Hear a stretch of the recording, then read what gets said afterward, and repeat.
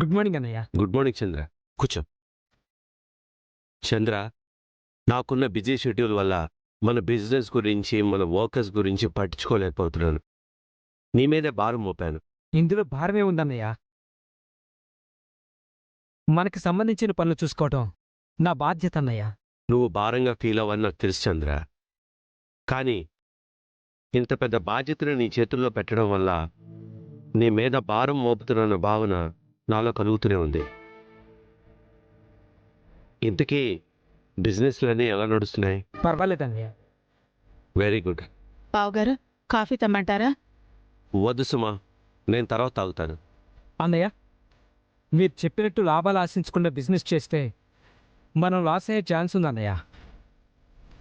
ప్రతి సంవత్సరం వర్కర్స్కి శాలరీ పెంచాలి, కానీ ఆదాయం మాత్రం పెరగట్లేదు. ఇంకా ఈ దసరాకి బోనస్లు కూడా ఇవ్వాలన్నయ్య. చంద్ర, నీ చేత బిజినెస్ స్టార్ట్ చేయించింది మనం లాభాలు ఆశించి కాదు. నాన్న, డిస్టర్బ్ చేశానా నాన్న? అదేం లేదమ్మా, మన బిజినెస్ల గురించి మీ బాబాయ్తో మాట్లాడుతున్నాను. పర్లేదు చెప్పమ్మా. ఏం లేదు నాన్న, మీకు ఇష్టమైన అటుకుల పాయసం చేశాను. ఓ,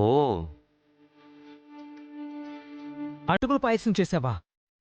ఏంటమ్మా ఇవాళ స్పెషల్? అవునేంటమ్మా? ఇవాళ మాత్రమే కాదు నాన్న, ఇవాళ నుండి ప్రతిరోజు నాకు స్పెషలే.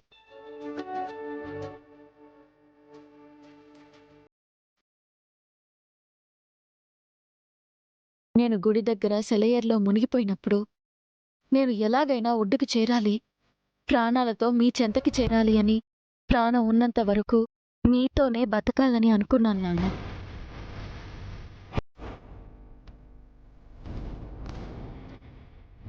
దేవుడి దయ వల్ల బ్రతికి బయటపడ్డాను.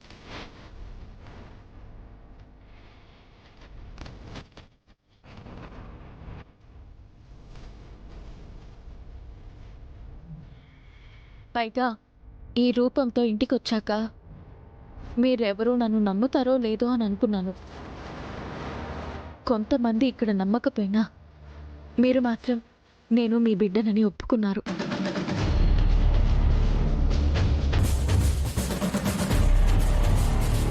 నా తండ్రి నన్ను కూతురిగా అంగీకరించాక ఇంతకంటే నాకు పండగ ఏముంటుంది? అందుకే ఇన్ని రోజుల తర్వాత మా నాన్నకి ఎంతో ఇష్టమైన అటుకుల పాయసం చేసి తీసుకొచ్చాను.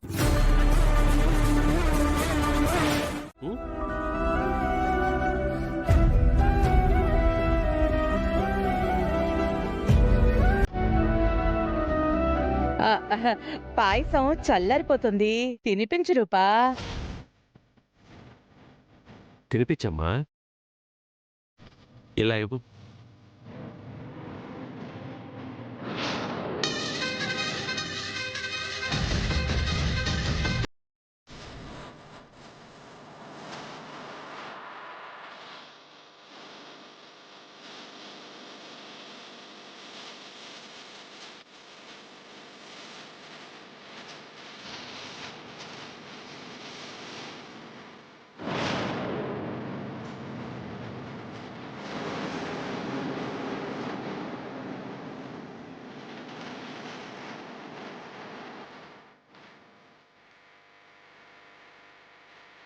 ఎలా ఉంది నాన్న?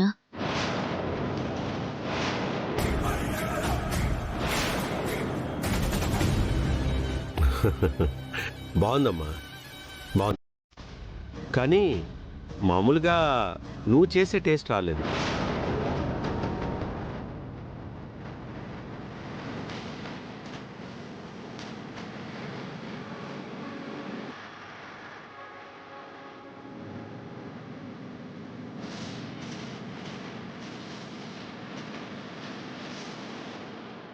అయినా సరే ఇది కూడా బాగుంది.